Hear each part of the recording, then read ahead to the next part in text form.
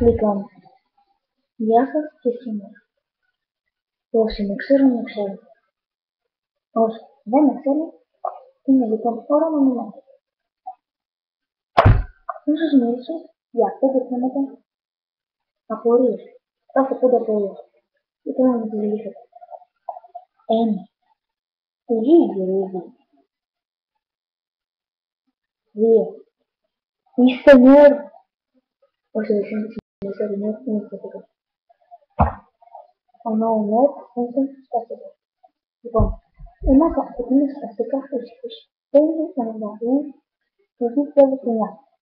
Δεν μπορεί να χρησιμοποιήσει θα κάνουμε το λέμε. Γιατί τρέχουμε. Μικρές λεπτομέρειες που απασχολούν τη ζωή μας. Ό,τι ξέρουν τα πάτε για το οποιοδήποτε game είναι nerd. Nerd. Μη έφυλα ρο nerd. Τα φίλια. Πώς το κάνουν.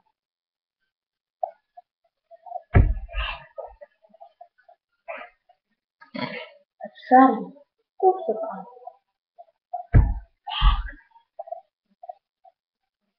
Πιστεύετε σε μια ερώτημα που πρέπει να faire. Εάν με δείτε, μοιραστείτε την ουσία. Οκ. Λοιπόν, ακούστε μια περίοδο. Αλλά θα σας πω και ακόμα 2 πράγματα. Ναι, διαβάζω το σημείο.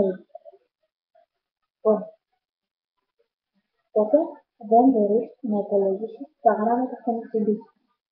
Να σου τα ξεκινάς πολύ μεγάλα και μετά μπορείς να φοράνε τα γράμματα στο ίδιο.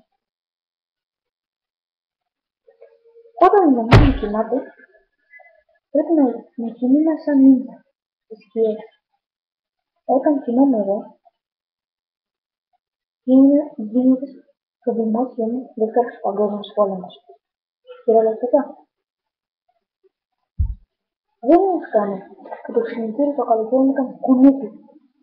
Το σχολείο κινητό. Ξυπνητήρι.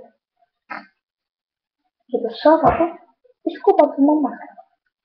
Έλεος ρε παιδιά, έλεος. Δεν μου φτάνει που δεν μπορώ να κοιμηθώ. Και το Σαββατοκύριακο προσπαθώ και να διαβάσω και μόνο να έρχεται με τη σκούπα. Τέλος. Λοιπόν, αδείο.